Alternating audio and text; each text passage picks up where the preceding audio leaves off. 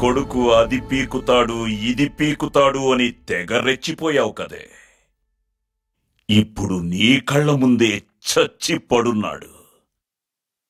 లేపేవాణ్ణి లేపో.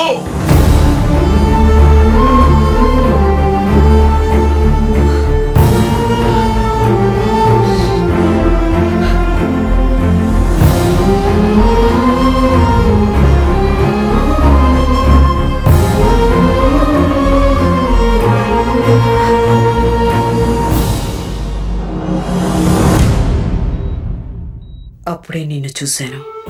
Body మీద అన్ని injuries ఉన్నా బతకాలనే నీ ఆశను చూశాను. బతకడానికి నీకొక ముఖం కావాలి. ఇంకెంతో మంది ధైర్యాన్ని బతికించుకోవడానికి నా కొడుకు ముఖం నాకు కావాలి. అందుకే ఈ నిర్ణయం తీసుకున్నాను.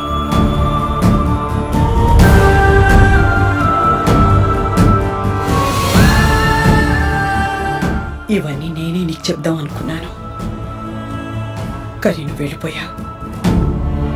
అప్పటి నుంచి నీకోసం వెతుకుతూనే ఉన్నాను. చరణ్ చనిపోయిన తర్వాత ఏం జరిగింది?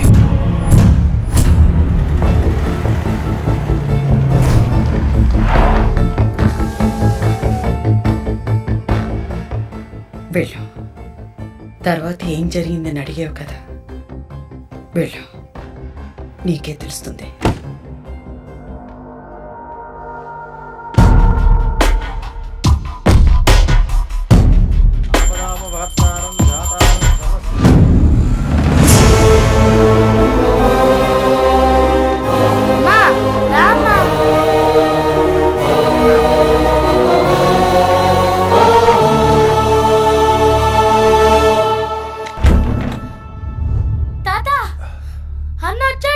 ఏ అన్నారా?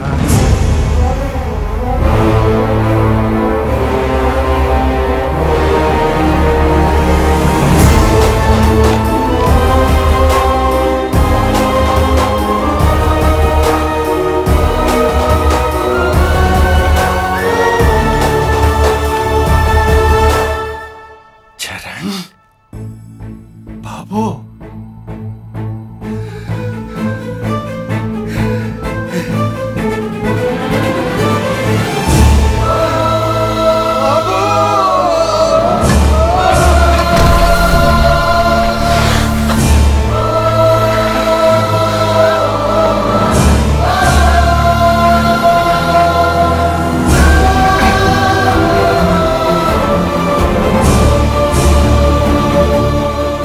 బతికే ఉన్నావురా నువ్వు.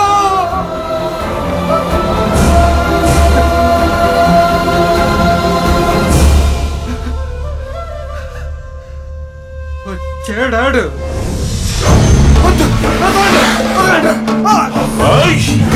ఆడున్నాడన్న ధైర్యంతోనే కదరా ఈ కాలుతో నా గుండెల మీద తన్నావు.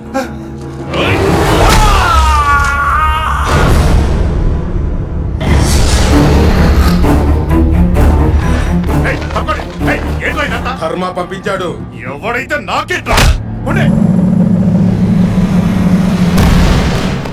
కాలు తీశాడు, ప్రాణాలు తీశాడు, ఎన్ని చెయ్యాలో అన్ని చేశాడు. కానీ నువ్వు ఇచ్చిన ధైర్యాన్ని మాత్రం తాకలేకపోయాడు. నువ్వు చెప్పినట్టే ఒక్క ఇటుక పీకలేకపోయాడు నా కొడుకు. రేయ్, ఇంకా వారం రోజులే టైం, మొత్తం దున్నేస్తాం. చూశారుగా, పోలీసు వాడిని కూడా వేసేసినాం. ఇంకెవడొస్తాడు రా మీకోసం? ఎవడొస్తాడు?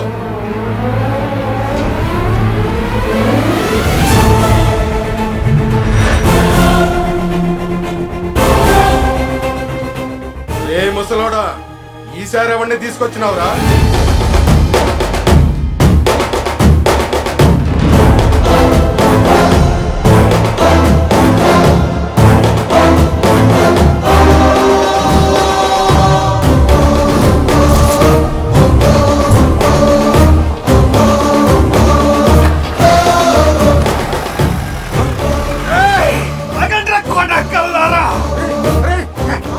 పారిపోతున్నారు. వచ్చాడు మామ.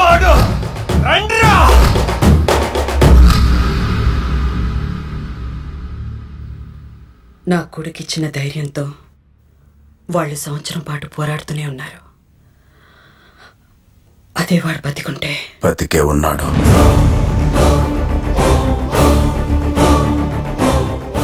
చరణ్ ఇంకా బతికే ఉన్నాడు. నేను బతికే ఉన్నాను గాని అందరి దృష్టిలో చనిపోయి సంవత్సరం అయింది.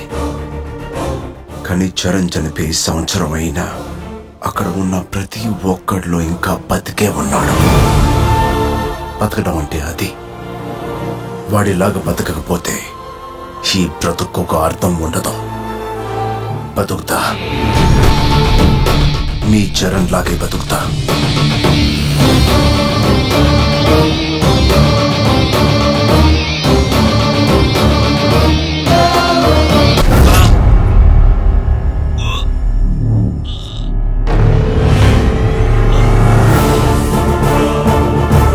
తప్పలేదన్నా. నీకు నీ ప్రాణం కావాలంటే నాకు ఒక ప్రాణం కావాలి. పదవులదేముందన్నా, ప్రాణాలుంటే చాలు.